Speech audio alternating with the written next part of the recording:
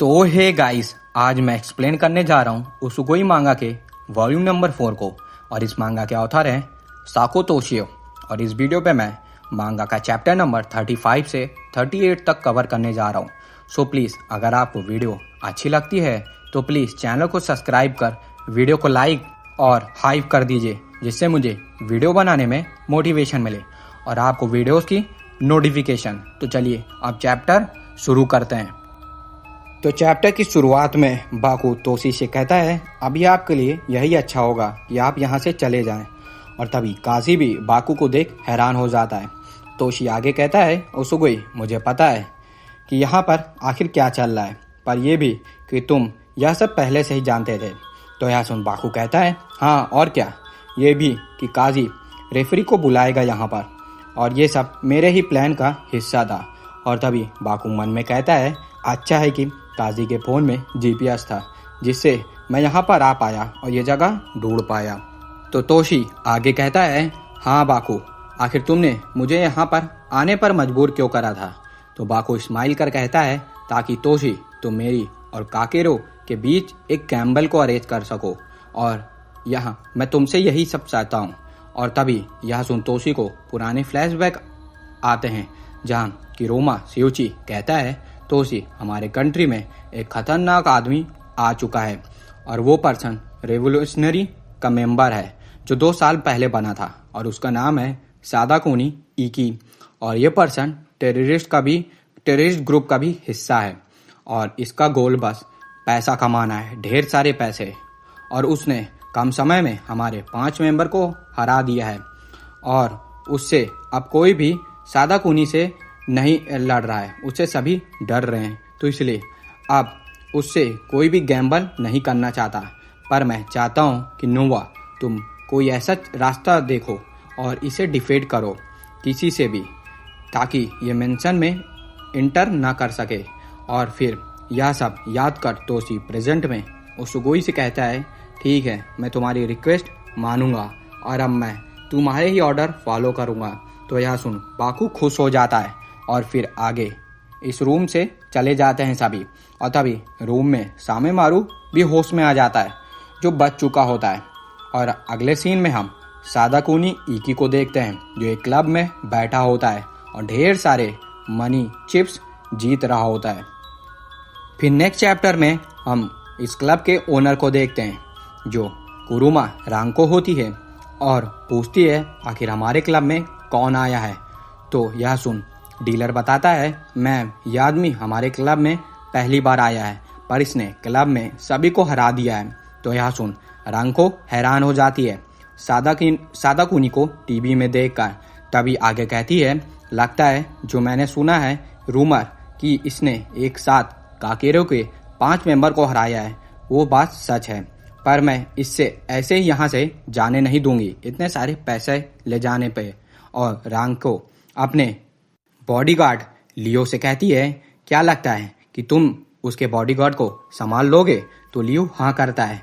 तो यह सुन रांको सीरियस होकर कहती है अब मैं इस बंदे को यहाँ से नहीं जाने दूंगी और इसे नहीं छोड़ूंगी। इसने मेरे से बहुत तगड़ा पंगा ले लिया है इस क्लब में आकर, मैं इससे बदला लेकर रहूंगी। तभी हम सादाकुनी को देखते हैं, जो इस कैसीनो में सभी को हरा दिया होता है। और तभी उसको किसी का फ़ोन आता है। तो उसी के बाद सादाकुनी अपने बंदों को यहाँ से ले जाने लगता है और अपने बंदों से कहता है जैसे मैंने प्लान करा था वैसे ही सब कुछ हो रहा है मेरे प्लान के मुताबिक। और अभी मुझे फ़ोन पर पता चला है काकेरो से कि कोई मुझसे गैम्बल करना चाहता है, पर मुझे नहीं लगता है कि जो मुझसे गेम खेलना चाहता है वो वही डेयर डेविल है जिसकी सब बात करते हैं। और तभी सीन चेंज होकर बाकू के घर पर आता है, जहां बाकू मार्को की पट्टी कर रहा होता है और मार्को बच्चे की तरह रो रहा होता है। तभी काजी बाकू को देख तोशी के बातों को सोच रहा होता है, जो तोशी ने बाकू के बारे में बताया था। तभी बाकू कहता है काजी, मैंने तुम्हें कहा था कि सारे पैसे लेकर जाओ और गैम्बल में हारो, पर तुमने तो काकेरो को ही बुला लिया और इतना बड़ा लफड़ा हो गया, पर तुमने सारे पैसे भी निकाल लिए। तुम इतने भी खराब नहीं हो मेरे छोटे बाकू चान। तो यह सुन काजी हैरान होकर कहता है मन में, लगता है मैं अब बाकू के चाम से कभी भी नहीं निकल सकता अपनी इस पूरी लाइफ में। और तभी सीन चेंज होकर सादाकुनी पर आता है, जो यहाँ आने का अपना इंटेंशन बताता है और कहता है मुझे अब उस फेमस उसुगोई से गैम्बल करना है, क्योंकि इन जैसे गैम्बलर बस जापान को बर्बाद कर रहे हैं और मैं इन सभी गैम्बलर और काकेरो ऑर्गेनाइजेशन को खत्म करना चाहता हूँ, चाहे जो हो जाए। फिर नेक्स्ट चैप्टर में हम एक जगह का सीन देखते हैं जहाँ एक मोटा आदमी कहता है, तुम्हें पता भी है क्या मैं इस सेसुओ ग्रुप का लीडर हूँ, और क्या मैं लगता है तुम्हें कि मैं इस बेकार से गैम्बल में हारने के बाद बेट में अपनी लाइफ ऐसे ही दे दूंगा और तुम्हें मेरे ये सारे बंदे अकेले ही संभाल लेंगे, जिन्हें मैं बहुत पैसे देकर अपने काम के लिए ही रखता हूँ। तभी इस मोटे से आदमी के पास आकर एक बंदा कहता है, सर ये काकेरो का रेफरी है जो आपको मारने आया है। तो यह सुन मोटा आदमी रेफरी का वेलकम करता है और कहता है, आखिर आप यहाँ पर क्या करने आए? क्या वही गैम्बल में हारे बेट को कलेक्ट करने आए हैं? पर मुझे माफ़ करना, मैं अपनी लाइफ ऐसे ही नहीं दे सकता। और हम देखते हैं कि रेफरी याको सान होते हैं, जो बगल रखे राइस के कंटेनर में हाथ डालते हुए उसमें से गन निकाल कर कहते हैं, सर आज मैं यहाँ पर कोई रेफरी बनकर नहीं आया हूँ, मैं हारे हुए डेब्ट को लेने आया हूँ एक कलेक्टर बनकर। और यह कहते ही याको सान गन से सभी बंदों को एक साथ गन से भूंजने लगते हैं और यह देख कुछ बंदे याको को पीछे से अटैक करते हैं, पर याको उन्हें उड़ाकर एक साथ सभी को किक से मारकर दूर फेंक देते हैं। और तभी याको बचे हुए सभी बंदों को एक साथ गन से मारकर खत्म कर देते हैं। और सभी को मारने के बाद याको पूछते हैं, सर क्या आप मरने से पहले कुछ कहना चाहते हैं अंत में या फिर नहीं? क्योंकि अगर अब आप मनी नहीं देंगे तो आपका भी हाल यही इन्हीं सब बंदों की तरह मैं कर दूंगा। तो यह सुन मोटा आदमी डर के मारे जोर जोर से चिल्ला कर कहता है, प्लीज़ मुझे छोड़ दो, मेरी लाइफ छोड़ दो, मैं सारे पैसे दे दूंगा हारे हुए।